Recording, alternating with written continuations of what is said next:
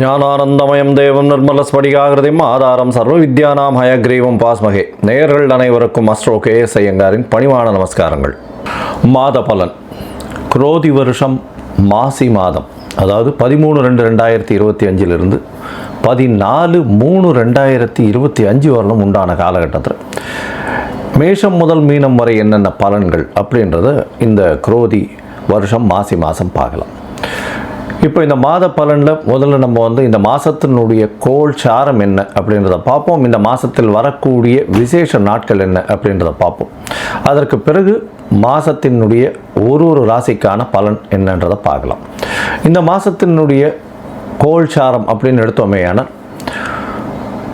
ரிஷபராசியில் குரு வக்ர நிவர்த்தி ஆயிடுறார். இந்த மாதம் அதாவது தை 29ஆம் தேதி வக்ர நிவர்த்தி ஆயிடுறார். அதுவும் தனியாக ஒரு வீடியோ போட்டிருக்கேன், பாருங்கள். 29ஆம் தேதி தை மாதம் வக்ர நிவர்த்தி ஆனதுனால குரு 2ஆம் இடத்துல இருக்கார், அதாவது ரிஷபத்தில். மிதுனத்தில் செவ்வாய் வக்ரம், கன்னியில் கேது, கும்பத்தில் சனி, சூரியன் மற்றும் புதன், மீனத்தில் சுக்கிரனும் ராகுவும். இந்த மாதத்தில் பார்த்தாலேயானால் மாற்றங்கள் என்னென்ன வருது அப்படின்னு பார்க்கும்பொழுது, செவ்வாய் வக்ர நிவர்த்தி அடைகிறார். எப்போ அப்படின்னா இந்த மாதம் பிறந்து ஒரு 10 நாள்லேயே, அதாவது 21/2/2025 அன்றைக்கே செவ்வாய் வக்ர நிவர்த்தி. ஆனால் மிதுனத்தில் இருக்கார். இதை தவிர பார்த்தாலேயானால் புதன் இந்த மாதம் கும்பத்திலிருந்து மீனத்துக்கு போகிறார். அது 26/2/2025 அன்னைக்கு. அதற்கு பிறகு பார்த்தாலேயானால் 4/3/2025 அன்னைக்கு சுக்கிரன் வக்ரகதி அடைகிறார் மீனத்திலேயே. புதன் 9ஆம் தேதி அன்னைக்கு 9/3/2025 அன்னைக்கு வக்ரகதி அடைகிறார், அதுவும் மீனத்தில். இப்போது இந்த மாதத்தினுடைய கோள்சாரம் இது. பொதுவாகவே நம்ம மாத கிரகங்கள்னு சொல்லக்கூடியது சூரியன், செவ்வாய், புதன் மற்றும் சுக்கிரன், இந்த 4 கிரகங்களுடைய மாற்றத்தை வச்சு பேசுவோம். அதுவும் நம்ம சௌரமான மாதங்கள் அப்படின்ற ஒரு பட்சத்தை எடுத்து நம்ம பண்ணுறோம். இது சூரியன் ஒரு ராசியிலிருந்து அடுத்த ராசிக்கு செல்லும் பொழுது அதனுடைய மாற்றங்களை வைத்தே அதனுடைய அந்த சூரியனுடைய மாற்றத்தை வச்சே அந்த மாதத்தினுடைய பெயர், அதாவது கும்ப மாதம் அப்படின்னு பேர் வைக்கிறதுக்கு காரணமே மாசி மாதத்துக்கு கும்பத்தில் சூரியன் போகிறதுனால தான். அதனால் மிச்சவாழ்லாம் பார்த்தோம்னா இது நம்ம தமிழ்நாட்டில் குஜராத்து இந்த மாதிரியான இடத்துலலாம் கடைபிடிக்கப்படுறது. மிச்சதெல்லாம் சந்திரமான மாதங்கள்ன்றதை வச்சு பண்ணுறான். சந்திரமான மாதங்கள்னு சொல்லும் பொழுது பார்த்தாலேயானால் அமாவாசைக்கு அடுத்த நாளோ பௌர்ணமிக்கு அடுத்த நாளோ உண்டான நாட்களை மாதத்தின் முதல் நாளாக கொண்டு அவர்கள் சந்திரமான மாதம் அப்படின்ற விஷயத்தை செய்கிறார். சரி, இந்த மாதத்தில் வரக்கூடிய விசேஷ நாட்கள் அப்படின்னு பார்த்தாலேயானால், அதாவது 25/2/2025 அன்றைக்கி பார்த்தோம்னா காஞ்சி விஜயேந்திர சரஸ்வதி ஜெயந்தி நடக்கிறது. காஞ்சியில் விஜயேந்திர சரஸ்வதி சுவாமிகள் அவருடைய ஜெயந்தி. 26ஆம் தேதி அன்னைக்கு 26/2/2025 அன்னைக்கு மகா சிவராத்திரி, அதாவது பிரதோஷ காலம். மகா சிவராத்திரி மிகப்பெரிய ஏற்றம். ஏன்னா பிரதோஷ காலத்தில் சேவிக்கிறது அப்படின்றது ரொம்ப விசேஷம். அதாவது 13ஆம் நாள் அமாவாசைக்கும் பௌர்ணமிக்கும் 13ஆம் நாள் பிரதோஷ காலம்னு சொல்கிறது. இப்போ வரக்கூடியது 26/2 அன்னைக்கு வரக்கூடியது உங்களுக்கு வளர்பிறை பௌர்ணமி அப்படின்றதுனால கண்டிப்பாக ஒரு நல்ல ஏற்றம் இருக்கும். அதை தவிர பார்த்தாலேனால் அன்றைக்கி மகா சிவராத்திரி அப்படின்றதுனால அந்த சிவராத்திரிக்கு அப்புறமா உங்களுக்கு பனிப்பொழிவு கூட இருக்காது. வெறும் வெளிச்சம், வெயில் தான் அதிகமாக இருக்கும். லாங் டேஸ் தான் இருக்கக்கூடிய வாய்ப்புகள் உண்டு. சூரியனுடைய ஆளுமை ரொம்பவும் அதிகமாக இருக்கக்கூடிய வாய்ப்புகள் மிகவும் அதிகம். அதனால் வெயில் அதிகமாக இருக்கக்கூடிய வாய்ப்பு நிச்சயமாக இருக்கும். இந்த மாதத்தில் பார்த்தோம்னா 28/2/2025 அன்றைக்கி மாசி அமாவாசை. அது ஒரு பெரிய விசேஷம். மாசி அமாவாசைன்றது அமாவாசைன்றது சூரியனும் சந்திரனும் சேர்ந்து இருக்கக்கூடிய ஒரே பாகையில் இருக்கக்கூடிய விஷயம். இந்த காலகட்டத்தில் சூரியனும் சந்திரனும் சேர்ந்து இருக்கும் பொழுது என்னென்ன யோகங்கள் வரும் அப்படின்றது தனியாக வீடியோ போட்டிருக்கோம், அதில் போய் பாருங்க. இன்ஃபேக்ட் அது நல்ல ஒரு விஷயங்கள். சூரியனும் சந்திரனும், அதாவது யாராவது ஒருத்தர் உச்சமோ ஆட்சியோ இருந்தால்னா நல்ல ஒரு ஏற்றம் கிடைக்கும். இல்லைன்னா சுபர்கள் வீட்டில் இருந்தால்னா நல்ல ஒரு ஏற்றம் கிடைக்கும். இந்த மாசி அமாவாசை நல்ல ஒரு ஏற்றம் கிடைக்கக்கூடிய நாள். அதற்கு பிறகு பார்த்தோம்னா 12 3/2025 அன்னைக்கு மாசி மகம், அது வந்து பௌர்ணமியை சேர்ந்து வரும். மாசி மகம் ஏன்னா சூரியனுக்கும் சந்திரனுக்கும் கிட்டத்தட்ட 180 டிகிரி, அதாவது சூரியன் கும்பத்திலையும் சந்திரன் வந்து சிம்ம ராசியிலையும் இருக்கக்கூடிய காலகட்டம். பௌர்ணமி வெளிச்சம் வந்து ஒரு பெரிய அட்வான்டேஜ் என்னென்னா, இதில் பிறந்தாள்னா ராஜா போல அவர்களுடைய வாழ்வு அமையும். ராஜாளும் இது அவர்களுக்கு கிட்டும். இதில் என்ன விசேஷம் அப்படின்னா, சூரியனுக்கும் கார்த்தாலேருந்து சாயந்தரம் வரலும் உங்களுக்கு வெளிச்சமாக இருக்கும். சந்திரனும் பௌர்ணமி சந்திரனாக இருக்கிறதுனால இரவு முழுவதும் வெளிச்சமாக இருக்கும். ஸோ ரிலேட்டிவ்லி பார்த்தோம்னா என்டையர் டே அண்ட் நைட் ரெண்டுமே ரொம்ப வெளிச்சத்தில் இருக்கக்கூடிய காலகட்டம். அதனால தான் வெளிச்சம் அதிகமாக இருக்கக்கூடிய காலங்கள், அதுவும் வந்து பௌர்ணமி காலங்கள்னும் பொழுது ரொம்பவும் ஏற்றம் இருக்கக்கூடிய வாய்ப்புகள் உண்டு. இந்த மாசி மகம், அதாவது பௌர்ணமி காலகட்டத்தில் பிறக்கக்கூடிய எல்லா குழந்தைகளுக்கும் பெரிய ஆளுமை இருக்கக்கூடிய வாய்ப்பு உண்டு. இதை பற்றியும் வந்து நிறைய சொல்லியிருக்கோம். இந்த என்னுடைய யூடியூப் சேனலில் நிறைய சொல்லியிருக்கேன். இதற்கு பிறகு பார்த்தேனால் இந்த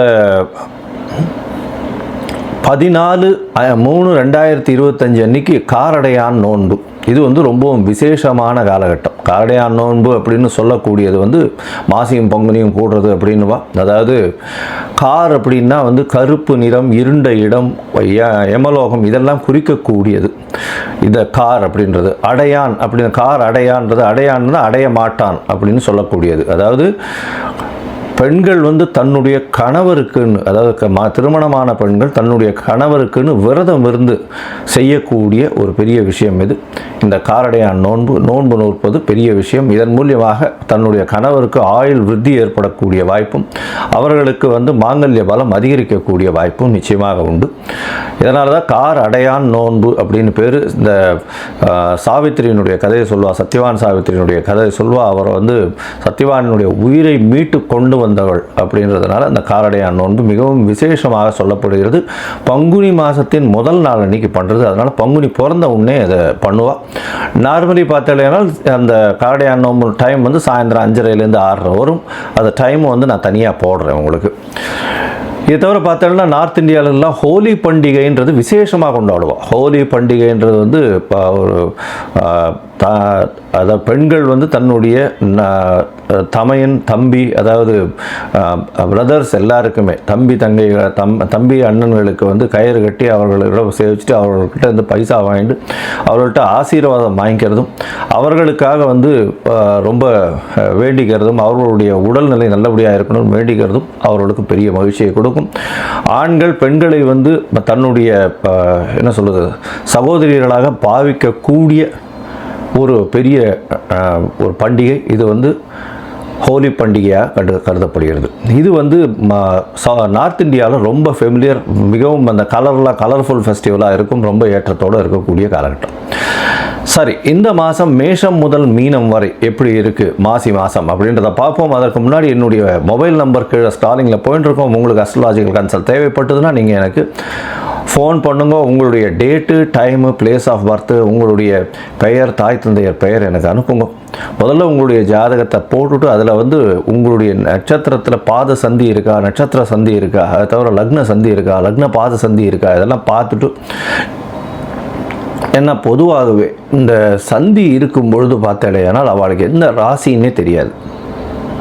அதனால் மிருகசீரிஷ நட்சத்திரம் நினச்சிட்டுருப்பா, அவள் வந்து ரிஷப ராசி நினச்சிட்டுருப்பா, மிதுன ராசியாக இருக்கும். இந்த காலகட்டத்தை பார்த்துட்டு உங்களுக்கு சொல்கிறேன். எனக்கு வரக்கூடிய ஜாதகத்தில் பார்த்தா பாதி பேருக்கு அவள் வந்து மிருகசீரிஷம் 1ஆம் பாதம் 2ஆம் பாதம் அப்படின்னு நினச்சிட்டு இருப்பா. ஆனால் அவள் வந்து பார்த்தாள்னா 3-4 பாதத்தில் இருப்பாள். அதனால் வந்து ரிஷபராசி நினச்சிட்டு இருப்பா, மிதுன ராசியாக இருக்கும். அதே மாதிரி துலா ராசி நினச்சிட்டு இருப்பா, அவளுக்கு விருச்சிக ராசியாக இருக்கும். அந்த மாதிரி வந்து பாத சந்திகள் வந்ததே ஆனால் அவர்கள் எந்த ராசியில் இருக்கான்னு தெரியாமையே அவள் வந்து கோவிலில் போய் அர்ச்சனை பண்ணிட்டு இருப்பாள். 40 வயசு 50 வயசு இந்த மாதிரி இருந்துட்டு இருப்பாள். அதனால் முதல்ல வந்து உங்களுடைய நட்சத்திரம், உங்களுடைய நட்சத்திரத்தினுடைய பாதம், அப்போ வந்து என்ன ஆகும் அப்படின்னா, இப்போ நீங்கள் வந்து இப்போ நல்ல நேரம் நடந்துட்டுருக்குன்னு நினச்சிட்டு இருப்பீங்க. ஆனால் உங்களுடைய ஜாதகத்தில் இருக்கக்கூடிய லக்னத்திற்கு பார்த்தாலேயானால் நல்ல நேரம் நடக்கிறது நினச்சிட்டு இருப்பீங்க. ஆனால் உங்களுடைய தசை நல்லபடியாக வேலை செய்யாது. காரணம் என்னென்னா, பாதங்கள் மாறி போய் உங்களுடைய ராசி, லக்னத்தினுடைய லக்னம் இருக்கக்கூடிய ராசி எல்லாமே மாறி இருக்கும். அதனால் முதல்ல வந்து உங்களுடைய லக்னம் சரியாக இருக்கிறதா, லக்ன பாத சந்தி கரெக்டாக இருக்கா, நட்சத்திரம் சரியாக இருக்கா, நட்சத்திர பாத சந்தி கரெக்டாக இருக்கா அப்படின்றத தெரிஞ்சுட்டு உங்களுக்கு அப்பாயின்மெண்ட் கொடுக்குறேன். என்னுடைய கட்டணம் என்னன்றதை சொல்கிறேன், அதை பாருங்கள், அதை அனுப்புங்க. அதை அனுப்பிச்சதுக்கப்புறம் உங்களுக்கு அப்பாயின்மெண்ட் தரேன், அதுக்கப்புறம் பேசலாம். சரி, இப்போ மேஷம் முதல் மீனம் வரை மாசி மாதம் குரோதி வருஷம் 2025 பலன்கள் ஒன்றொன்றாக பார்க்கலாம். சிம்மம், மகம், பூரம், உத்திரம் இந்த 3 நட்சத்திரம் 9 பாதங்களை கொண்ட ராசி. ராசியின் அதிபதினு சொல்லக்கூடியவர் சூரியன். ராசிக்கு சப்தமத்தில் இருக்கார். இந்த மாதம் பார்த்தோம்னா உங்களுடைய உடல்நிலையில் கொஞ்சம் ஜாகிரதையாக இருக்கிறது ரொம்பவுமே நல்லது. இந்த சிம்ம ராசிக்காரர்கள் வந்து எதிர்பாலினத்தவரை நம்புவது ரொம்ப ஜாகிரதையாக இருக்கணும். பார்ட்னர்ஷிப் பிஸ்னஸில் கொஞ்சம் ஜாகிரதையாக இருக்கிறது நல்லது. தேவையில்லாத பேச்சுக்கள், கொஞ்சம் பேச்சில் ரொம்ப கவனமாக இருக்கிறது மிகவும் நல்லது. இந்த மாதத்தில் பார்த்தோன்னா உங்களுடைய ராசிக்கு 7ஆம் இடத்துல சனி பகவான் ஆட்சி பெற்று 3 திரிகோண வீட்டில் இருக்காங்க. அதனால் உங்களுடைய பார்ட்னர், எதிர்பாலினத்தவர் இவங்கெல்லாம் ரொம்ப வந்து வலிமையாக இருக்கக்கூடிய காலகட்டமாக அமையும். உங்களுடைய உடல்நிலையில் சற்று பின்னடைவு இருக்கக்கூடிய காலகட்டமாக அமையப்போகிறது. உங்களுடைய ராசிக்கு பார்த்தீங்கன்னா 10ஆம் இடத்துல குரு வக்ர நிவர்த்தி அடைகிறார். இருந்தாலும் 10, 8 இந்த பரிவர்த்தனை யோகம் வர்றதுனால வெளிநாடு போய் வியாபாரம் செய்கிறதோ, அதை தவிர வெளிநாட்டுக்கு போய் வேலை செய்ய கிடைக்கக்கூடியதோ இந்த காலகட்டத்தில் நிச்சயமாக அமையும். உங்களுடைய ராசிக்கு பார்த்தீங்கன்னா 11ஆம் இடத்துல செவ்வாய் இருக்கார். செவ்வாய் 11ஆம் இடத்துல இருக்கிறது ரொம்ப விசேஷம். ஏன்னா உங்களுடைய அதியோகர் அப்படின்னு சொல்லக்கூடியவர் 4, 9 அதிபதி, ஒரு திரிகோண கேந்திரத்தின் அதிபதியானவர் செவ்வாய். அவர் வந்து 11ஆம் இடத்துல இருக்கார் அப்படின்னும் பொழுது லாபங்கள் அதிகமாக இருக்கக்கூடிய காலகட்டம். 8, 10 பரிவர்த்தனைன்றதுனால 10ஆம் இடம் வந்து ஆட்சி பெற்ற சுக்கிரனாக போகிறது. அதனால் வந்து பரிவர்த்தனையில் 2 பேருமே ஆட்சி பெற்றதற்கு சமம், குருவும் சுக்கிரன். இதன் மூலியமாக 10ஆம் அதிபதி 10ஆம் இடத்தில் ஆட்சி பெற்றதுனால கண்டிப்பாக தொழிலில் பெரிய ஏற்றம் இருக்கும். செய்யக்கூடிய தொழிலில் அதுவும் வந்து பார்த்தடையானால் இந்த அழகு சாதன பொருட்கள், அழகு நிலையங்கள், அதை தவிர வந்து பெரிய ஆர்கிடெக்டாக இருக்கிறவங்க, சிவில் கான்ட்ராக்டர்ஸு, அதை தவிர வந்து கவர்மெண்ட் கான்ட்ராக்ட்ஸ் எடுக்கிறவங்க, அரசு அதிகாரிகள், அரசு உயர் அதிகாரிகள், அதை தவிர வந்து அரசியல்வாதிகள், இவர்களுக்கெல்லாம் வந்து வேலையில் பெரிய ஏற்றம் கிடைக்கும். இருந்தாலும் பேச்சில் ரொம்ப ஜாகிரதையாக இருக்கிறது நல்லது. எதிராளிகளை நம்ப வேண்டாம், கூட்டாளிகளை நம்ப வேண்டாம், பொறுமையாக இருக்கிறது ரொம்பவும் நல்லது. பொதுவாகவே இந்த மாத கிரகம்னு சொல்லக்கூடியது சூரியன், புதன், சுக்கிரன் மற்றும் செவ்வாய் இந்த 4 கிரகங்களுடைய மாற்றங்களை வச்சு தான் மாதத்தை பற்றி பேசுவோம். இந்த மாதத்தில் பார்த்தாலேயானால் செவ்வாய் வக்கரகதியில் இந்த மாதத்தை 11ஆம் இடத்துல ஆரம்பிக்கிறார். ஆனால் 11ஆம் இடத்துல ஆரம்பிக்கக்கூடிய செவ்வாய் அவர் வந்து வக்கர நிவர்த்தியம் அடைஞ்சு விடுறார். அதாவது ஒரு 10 நாள்லேயே 21/2/2025 பார்த்தேன்னா வக்கர நிவர்த்தியாகி 11ஆம் இடத்துல இருக்கார். 11ஆம் இடத்துல செவ்வாய் இருக்கிறது ரொம்ப விசேஷம். இளைய சகோதரர்கள் மூலியமாக நல்ல ஒரு ஏற்றமான செய்தி வரக்கூடிய காலகட்டமாக அமைப்போம். இந்த மாதத்தில் பார்த்தோம்னா கணவன் மனைவிக்குள்ளே ஒரு நல்ல அந்யோன்யம் இருக்கக்கூடிய வாய்ப்பு இல்லை. ஏன்னா சுக்கிரனும் வந்து 8ஆம் இடத்துல மறைஞ்சு இருக்கிறதுனாலையும் பரிவர்த்தனை யோகம் பெற்றிருக்கிறதுனாலையும் அந்த அளவுக்கு ஏற்றம் கிடைக்கக்கூடிய காலகட்டமாக இருக்காது. தொழிலில் வந்து நிச்சயமான ஏற்றம் இருக்கும். வீட்டை விட்டு பிரிந்து சென்று கணவன் மனைவிக்குள்ள பிரிவுகள் ஏற்படக்கூடிய வாய்ப்பு தொழில் மூலியமாக இருக்கும். தொழிலில் பெரிய அபிவிருத்தி இருக்கக்கூடிய காலகட்டமாக அமையும்.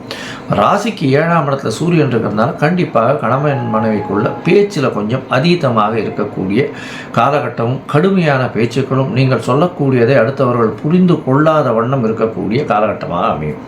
2ஆம் இடத்துல இருக்கக்கூடிய கேதுவும் வந்து பிரச்சனைகளை கொஞ்சம் அதிகமாக ஏற்படுத்தக்கூடிய வாய்ப்புகள் உண்டு. பேசக்கூடியது எதுவாக இருந்தாலும் ஒரு தடவைக்கு 10 தடவை யோசிச்சுட்டு பேசுகிறது ரொம்பவும் நல்லது. கணவன் மனைவியிலேயே அண்டர்ஸ்டாண்டிங்கில் கொஞ்சம் பிரச்சனை வரக்கூடிய வாய்ப்புகள் நிச்சயமாக உண்டு. 8ஆம் இடத்தில் இருக்கக்கூடிய ராகுவும் சுக்கிரனும் திடீர் பணவரவை கொண்டு வந்து கொடுக்கக்கூடிய காலகட்டமாக இருக்கும். தொழிலில் அபரிமிதமான யோகம் கிடைக்கக்கூடிய வாய்ப்புகள் உண்டு. உலக இயலை சந்தோஷமாக அனுபவிக்கக்கூடிய காலகட்டமாக இருக்கும்.